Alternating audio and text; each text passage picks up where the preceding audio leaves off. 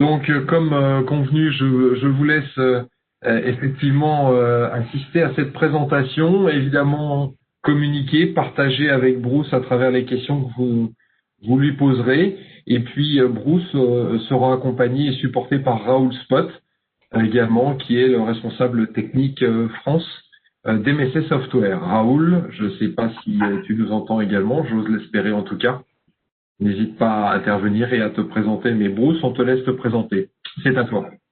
Bonjour à tous, donc moi je m'appelle Bruce Dewitt, je suis le fondateur de Porte Alliance et je suis ingénieur calcul de formation. J'ai commencé justement ma première formation éléments finis en école, mais juste après c'est justement Raoul Spot qui m'a formé aux outils MSC, c'était dans les années 2000, au tout début. Porte Alliance a été fondée en fait en 2006. L'ambition de l'entreprise était de fabriquer des modèles aimants finis et de les industrialiser pour arriver en fait à présenter des résultats de cas de charge de façon la plus ergonomique possible. Donc c'est comme ça que la société s'est développée. En 2018, on a Stelia du groupe Airbus qui s'est intéressé à notre technologie et qui finalement nous a proposé de prendre la majorité du capital, ce qui fait qu'aujourd'hui, voilà, on officie plutôt pas mal pour le groupe Airbus et notamment Stelia. Ce que je vous propose, c'est de commencer à vous présenter rapidement la boîte. Je vais être assez bref sur la société, je dirai plus en détail sur la technique, ce qui nous intéresse aujourd'hui. Donc voilà, depuis 2019, on est sous pavillon Stelia, une petite société de 35 personnes. On a développé une application qui s'appelle DigiMF et qui permet un peu à la manière de Basmati, l'outil qu'a fait Airbus sur Actran, nous d'essayer d'avoir un petit PLM sur les données Nastran. Je vais vous expliquer pourquoi on a besoin de ce PLM et vous allez vite comprendre l'idée de la digitalisation qu'on a essayé de câbler derrière Nastran.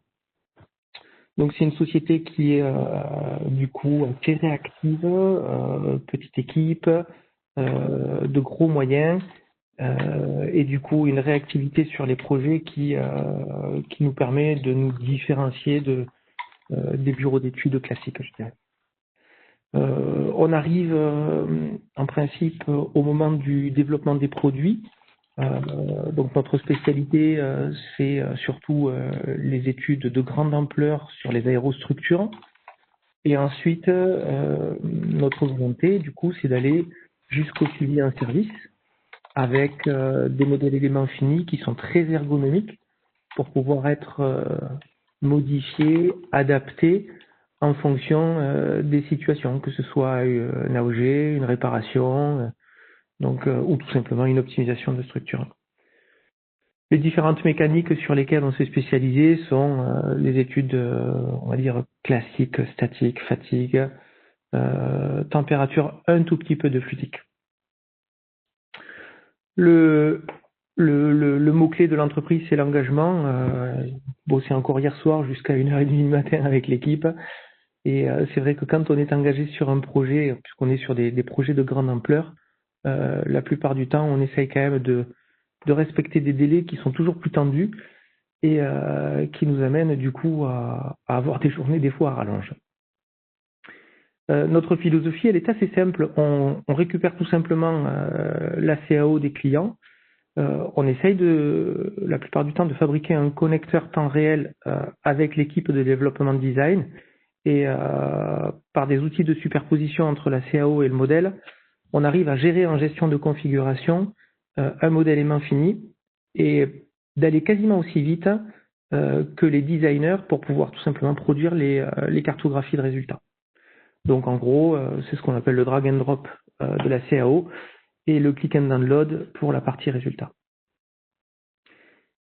Au final, la conception des modèles aimants finis qu'on réalise, elle va se rapprocher énormément des structures produits de nos clients. On a parlé aujourd'hui beaucoup de jumeaux numériques et on s'inscrit totalement dans cette philosophie puisque on reproduit tout simplement le concept de part, d'assembly, de standard de façon à avoir des modèles infinis qui soient tout simplement le reflet du design. Une fois qu'on a cette partie modèle infini qui se rapproche énormément de la structure produit, c'est comme ça qu'en fait on arrive à se rapprocher du produit physique et finalement d'avoir un produit virtuel qui devient réellement prédictif.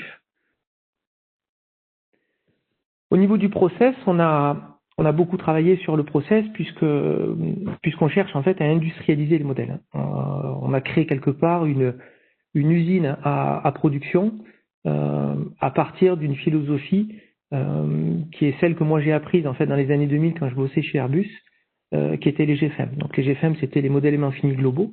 Et à l'époque, pour pouvoir gérer des grandes tailles de produits comme les avions, on fabriquait des modèles infinis qui étaient quand même sacrément bien documentés, sacrément bien décrits. Et il y avait toute une philosophie de structuration modèle infini. Aujourd'hui, quand on change d'échelle et qu'on va sur les DFM, donc les modèles infinis détaillés, on se rend compte que la quantité d'informations à pouvoir supporter sur un modèle infini, elle est colossale. Et c'est là qu'est venue l'idée de commencer à créer notre propre application. Donc la première étape, ça a été de savoir lire les cartes Nastran. Une fois qu'on savait lire les cartes Nastran, on s'est dit on va commencer à gérer les structures produits.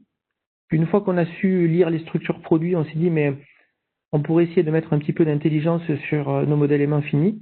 Et cette intelligence, elle s'est appliquée à vérifier qu'un modèle il soit de la meilleure qualité possible. Quand je dis qualité, c'est pas juste regarder est-ce qu'un aspect ratio, un skew, un warp sur un élément est critique ou pas. Non, on a essayé en fait de mettre des tests de cohérence sur le modèle infini à partir de patterns qu'on avait définis. Les patterns, c'était tout simplement les fonctions d'assemblage et les fonctions d'intégration entre le monde extérieur et le monde du DFM. Et à partir de la construction de ces patterns-là, on est arrivé à un niveau de qualité sur les modèles qui a occasionné justement le rachat par Stelia de par la pertinence de l'approche.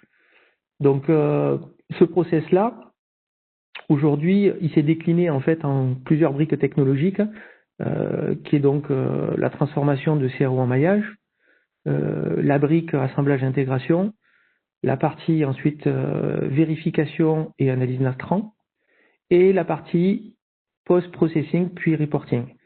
Dans le post-processing, je vous présenterai tout à l'heure quand je vous ferai une petite démo. L'idée, ça a été vraiment de voir qu'est-ce qu'on pouvait faire à partir des bases de données matériaux admissibles pour pouvoir essayer d'aller plus loin dans le post-traitement.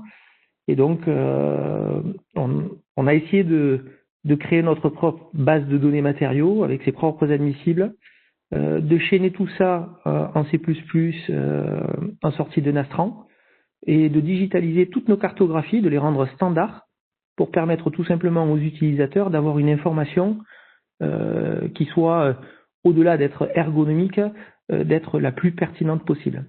Donc on a utilisé en fait un format de player qui permet d'encapsuler soit du modèle, soit de la CAO, soit du résultat, soit les trois en même temps.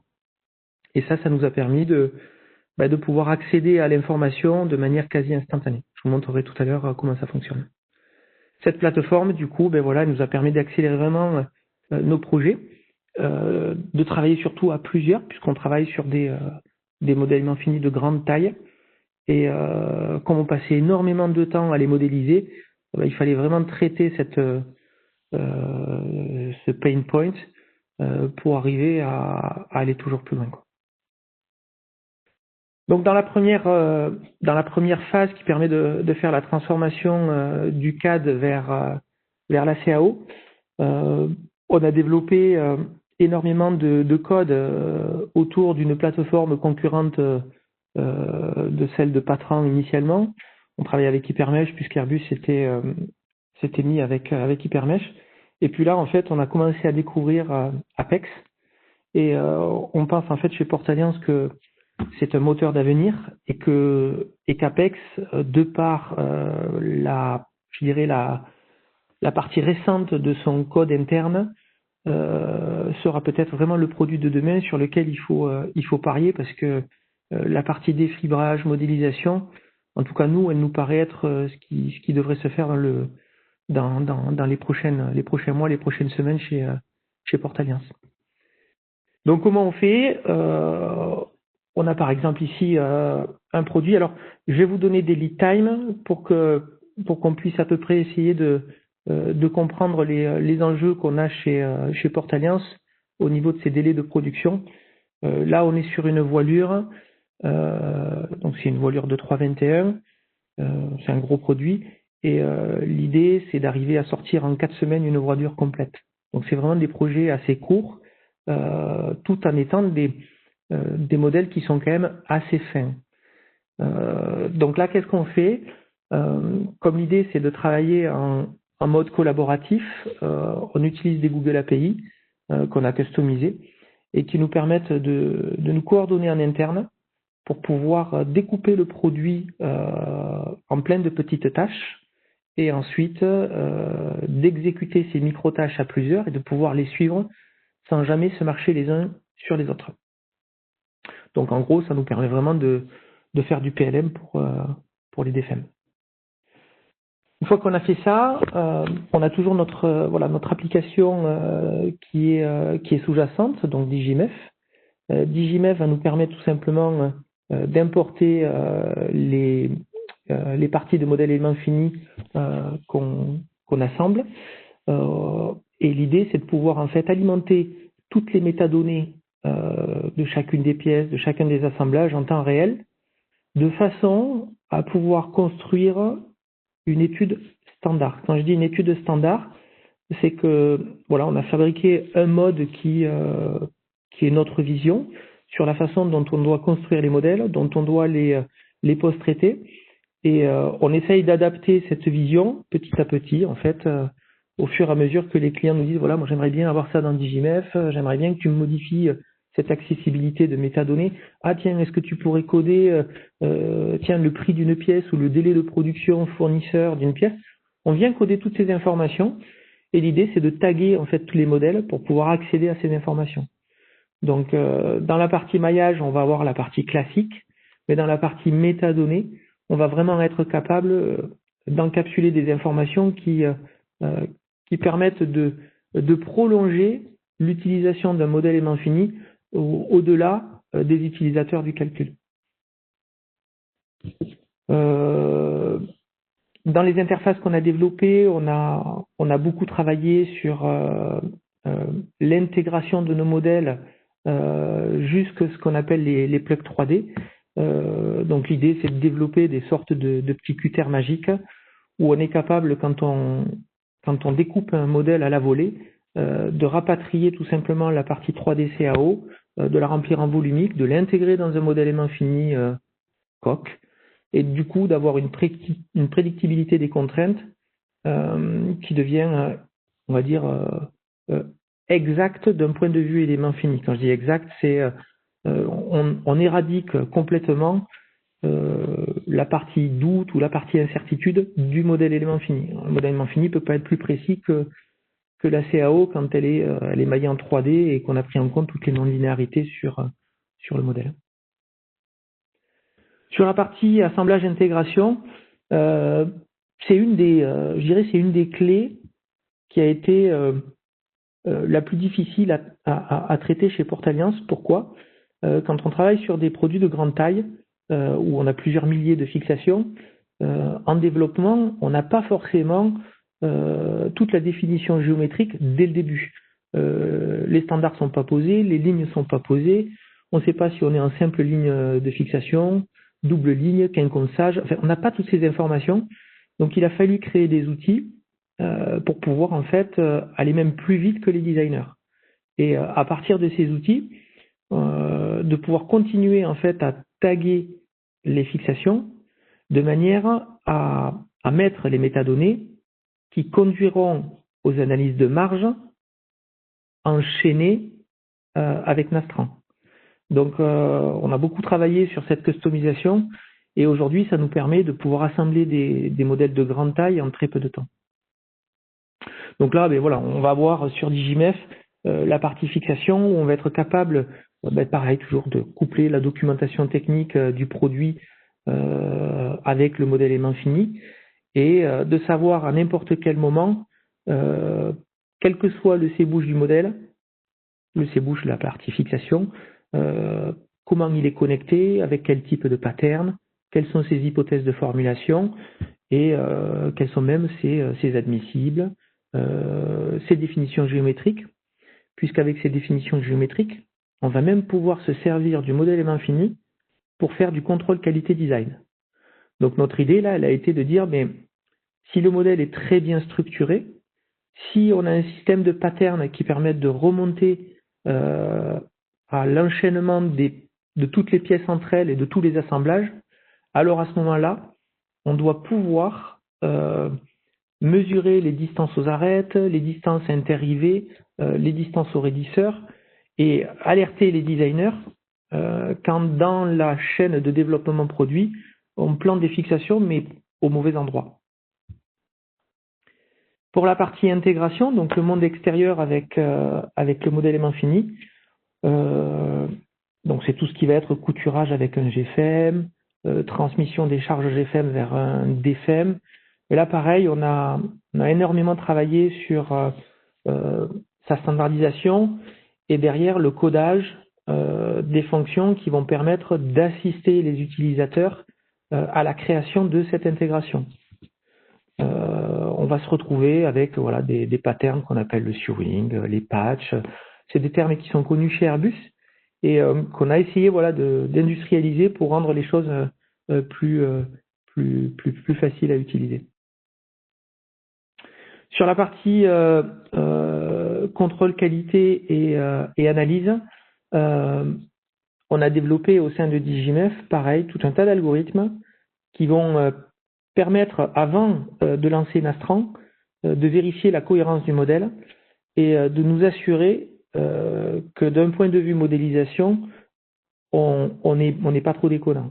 Dans un second temps, une fois qu'on a lancé Nastran, DigiMef va nous permettre en fait de faire de la corrélation entre des déplacements issus d'un GFEM et des déplacements issus d'un DFEM, tout simplement pour nous assurer que le changement d'échelle ne va pas introduire des perturbations de comportement mécanique et du coup des perturbations sur les résultats qui correspondraient à un éloignement de ce qui était prévu par le modèle aimant fini global. Donc c'est une grosse batterie d'outils qu'on a développée mais qui nous permet vraiment d'industrialiser la qualité au sein de ces modèles qui peuvent être de grande taille. La partie pour nous qui semble avoir le plus de valeur ajoutée, c'est le couplage entre Nastran et la partie post. On se rendait compte qu'on passait énormément de temps à faire les modèles plutôt qu'à les tourner sous Nastran. Puis une fois qu'on avait fait tourner ces résultats, on était capable d'avoir des téraoctets de données. Et ces téraoctets de données, comment on allait faire pour les post-traiter? Quand on avait une boucle de charge soit en statique, soit en flambage, ça devenait compliqué de pouvoir générer ces enveloppes-là.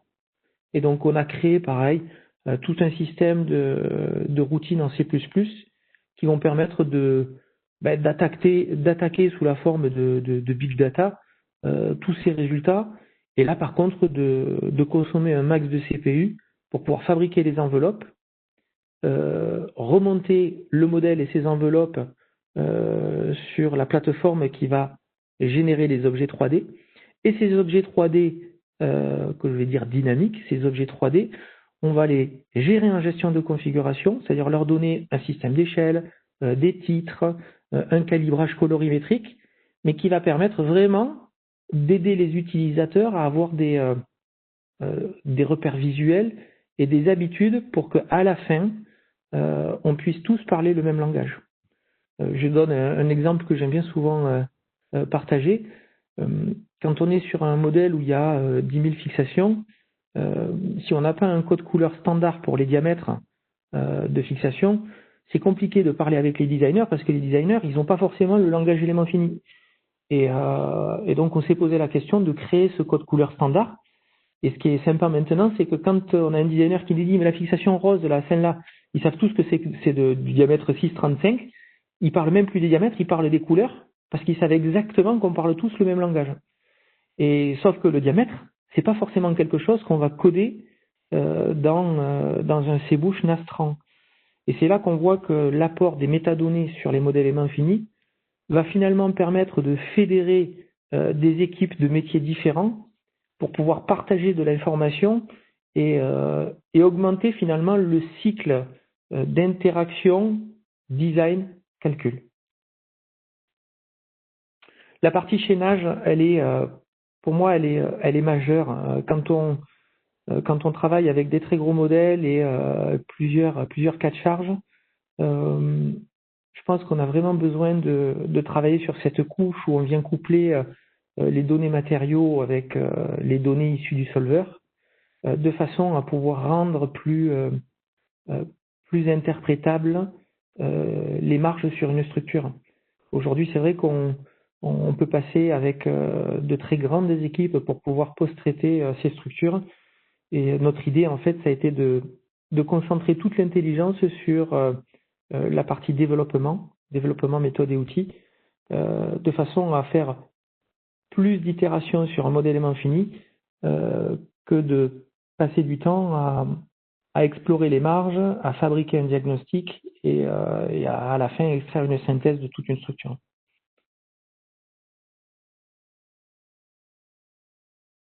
Donc au niveau du poste, j'en ai parlé, c'est vraiment du big data. J'aime bien souvent parler du flambage.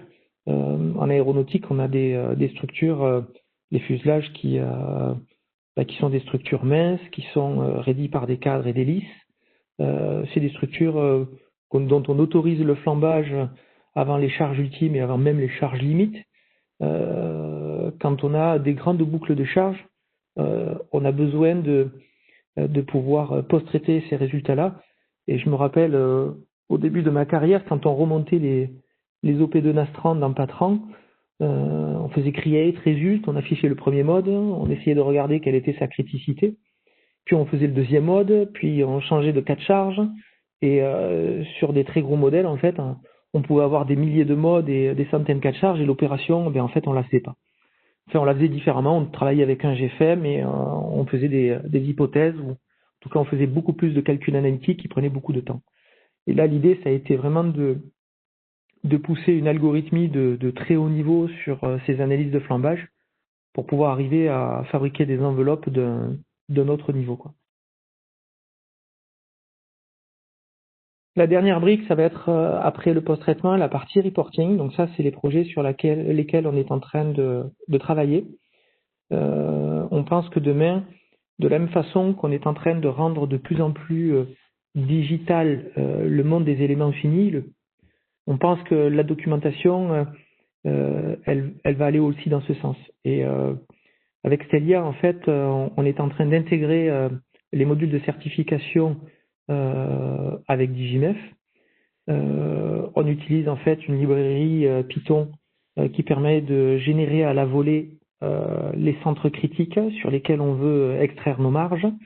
Et notre idée finalement, c'est de faire comme un book électronique de la certification d'une structure dans laquelle on pourrait naviguer à la volée et documenter en fait une structure de façon totalement chaînée. L'idée c'est quoi? C'est que si demain on a une weight variante où on veut tout simplement changer des paramètres de la structure en termes de charge, en termes de design, si toute la partie documentaire est aussi configurée, et bien à ce moment-là, on va passer aussi beaucoup moins de temps sur Word ou sur Excel, quoi.